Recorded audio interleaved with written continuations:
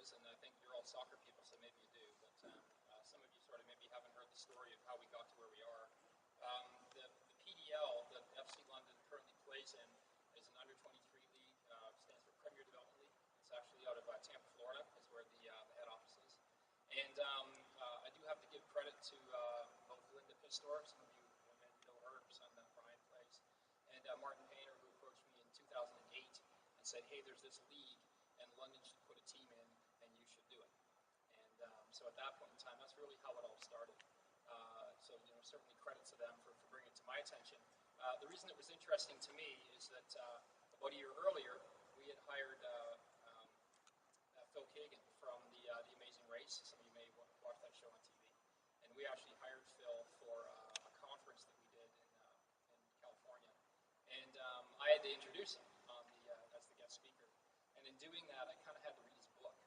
And in reading his book, I had to put together the 10 things I wanted to do, sort of a bucket list for those of you who saw that movie. And one of the ones on that list that he actually signed for me, I still have it at home, was own a soccer team. So when the opportunity came along to own a soccer team, I kind of had to jump at it. And there's a few other ones on there about swimming with turtles and climbing the pyramids, but we'll have to wait for some of them. But so what I did, I pulled together an ownership group. Some of those folks are here tonight: Joe Farina, Gabe Valente, Dominic Mesha, and Dr. Robert Petrella. Brought those people together, first of all, because I knew that they had passion for the game like I did, and they also brought some business sense. And that's really how we all got started. We've continued to try to do things to engage clubs, anything from ball kids to having our players go out and do coaching in the community, to camps, to charity events.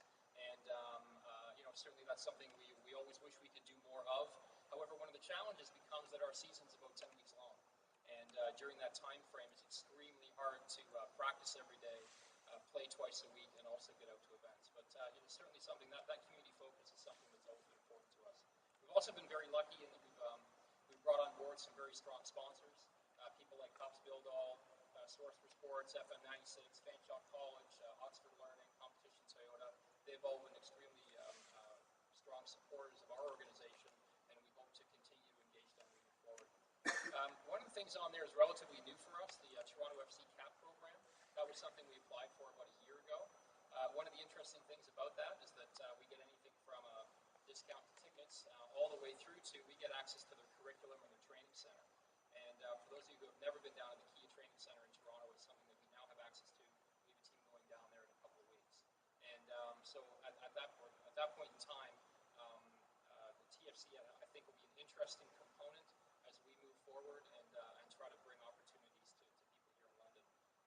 It's taken a lot of time and a lot of effort to get FC London to where it is. For those of you who don't know, in 2012, we won that trophy over there, which is the North American Championship, beating out 72 other teams in North America to do it, including the big Seattle game that we had here that some of you, I'm sure, attended. But we've had success not only on the field, but also off the field. We have a number of players who have gone on to scholarships in playing with our club. Further to that, we've also had a number of players go on to pro contracts. And the interesting thing about that is that a lot of the players that play on the team are coming out of the NCAA, CIS, and NAIA systems in Canada and the U.S. So they come to us to play, and then they go back to their schools, they tell their coaches about the experience they had, and then the coaches call us and say, hey, I've got another guy you should look at. That's reciprocal, though, because it also gives us the opportunity to contact those coaches and say, hey, I've got another guy or another girl you should look at. And I think that the relationship that FC London has made with the college and university community in Canada and the U.S. is something that when you look at the bottom of that org chart, you'll see there is sort of a recruiting and scholarship area that we think we'll be able to leverage a lot for kids that are involved in this program. Why are we doing this? A couple of different reasons we've really identified as when we started to sit around and go, should we put in the effort? Chris alluded to the RFP that was put together, the request for proposal. When we were all said and done, I think we were 85 pages on the initial document, and then about 220 pages of attachments. Was it more than that? 372 pages of attachments. So it was not a small undertaking. It was one, again, we got paid to do it. We did it because we had passion for the game, and hopefully that gives us an opportunity to bring something here to London. We really believe and have believed since day one with FC London in providing an opportunity for local players team this year. A number of those started in games, and every one of them got an experience to play with elite-level athletes from across North America and against elite-level athletes across North America. And when you extrapolate that out to potential for a 13-year-old to be playing against the top soccer players in Ontario week in and week out, it's a very, very exciting thing. It allows us to take that same kind of philosophy and adopt it at the youth level. We also believe there's a way to raise the skill level throughout London and area players through cooperation with clubs. We're going to talk about that in a few minutes. But it's all well and good that we get a bunch of stuff and we get a bunch of curriculum and we run a bunch of training sessions. But this isn't really an FC London-centric program. One of our mandates is to make sure that that information makes its way back into the clubs. It has to be reciprocal in some way, that when players come on board with us and they leave local clubs, the fallback on that is that we're going to be able to take curriculum and skills and information and push that back into the club to hopefully raise the bar for not only our club but other clubs in the area as well. And we certainly believe that all of us in this room and anyone involved in soccer can be part of something great. There's nothing more proud for me and certainly our ownership group than seeing Carl Hayworth, one of our players, on the field for the national under-23 team last year. And it's pretty cool stuff when you're looking at that and going, hey, that guy was in my living room 2 weeks ago. And I think every one of us is very excited about the potential that maybe a player that you have your eyes on right now, where you're looking at that boy or girl and going, you know what, they really, really could go somewhere. That's really, really exciting stuff. Before I get into that, I think we had a couple of guest speakers that were going to come up. So I'll pass it back to you, Nicole.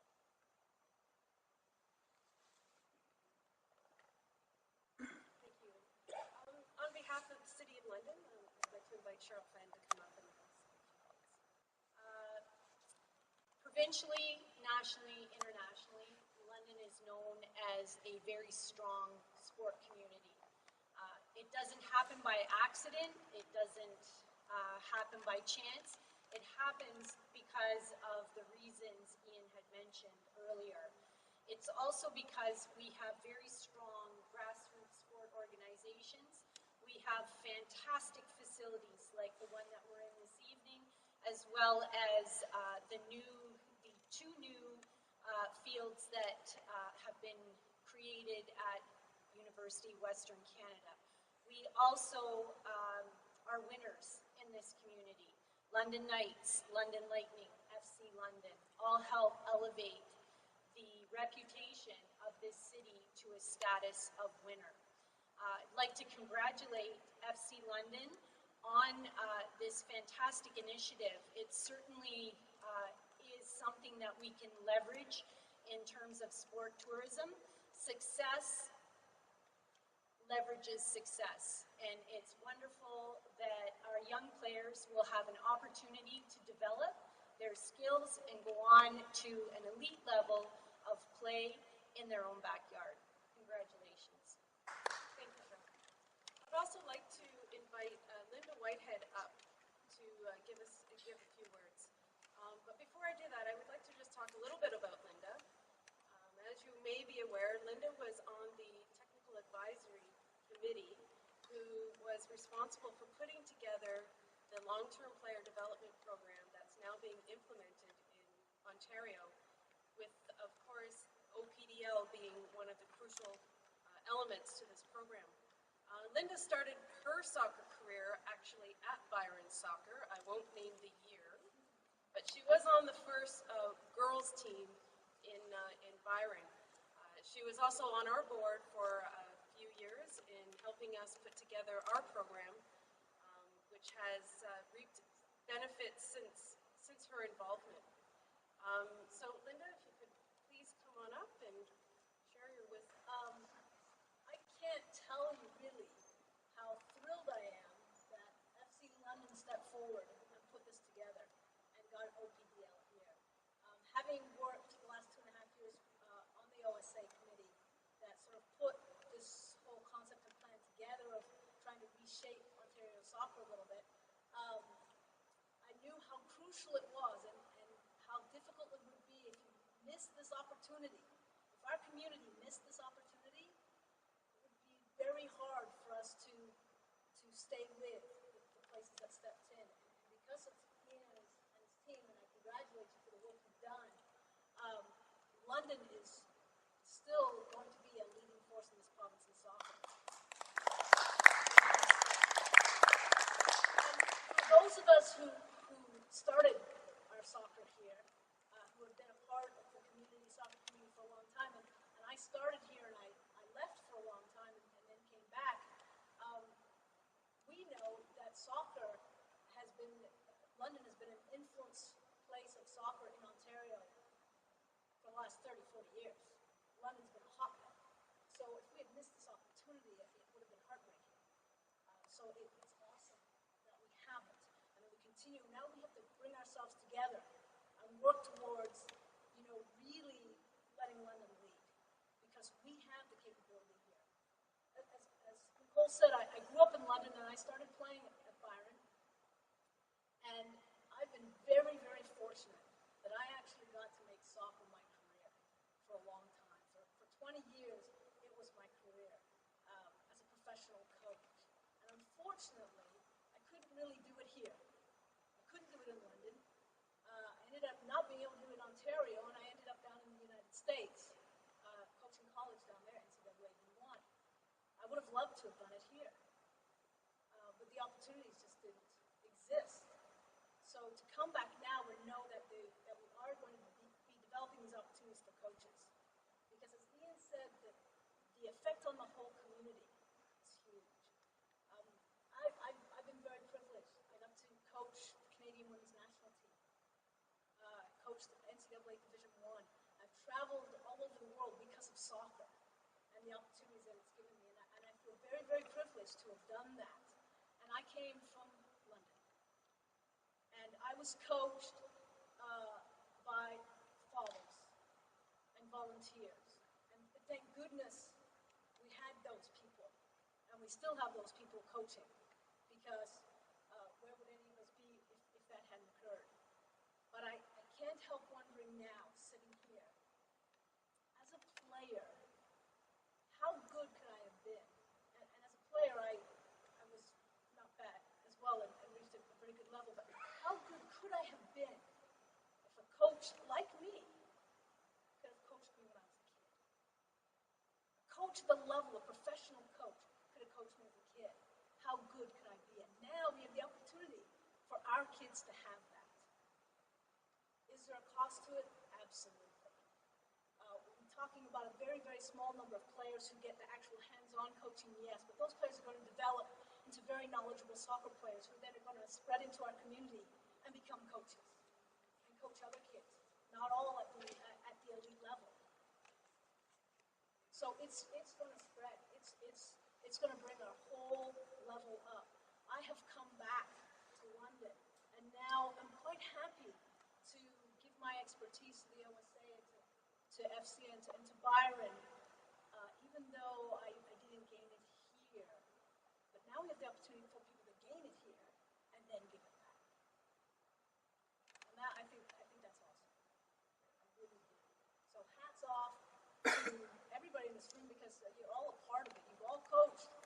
You're all coached by volunteers. You've all been coached volunteers or administrators. And another big part of this, part of the OPDL package is not only a professionalization of coaching, but of administration as well, which is a big part of it. The big part of the OPDL was having a professional business concept.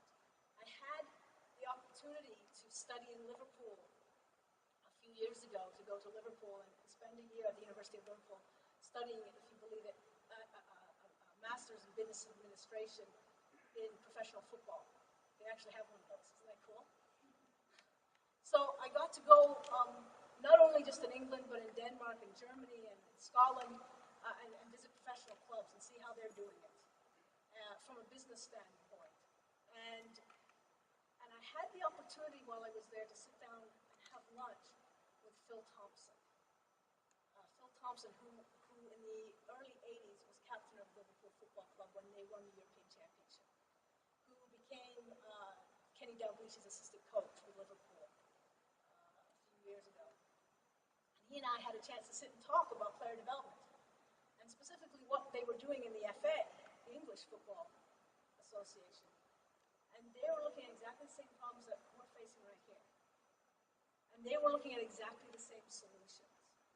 Now, they have different financial paths to take, but they're still looking at the same things and doing what we're doing. Looking at a holistic approach, using sports science to take training techniques further to benefit the players.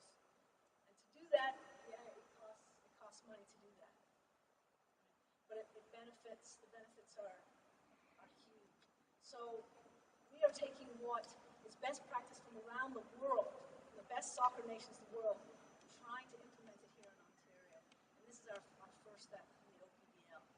And I want to wish Ian and Cole and Chris and everybody else involved the best of luck. And I'll be there to support you. I hope everybody in this room will be there to support them, because if you do believe we can really make something very special happen in London and really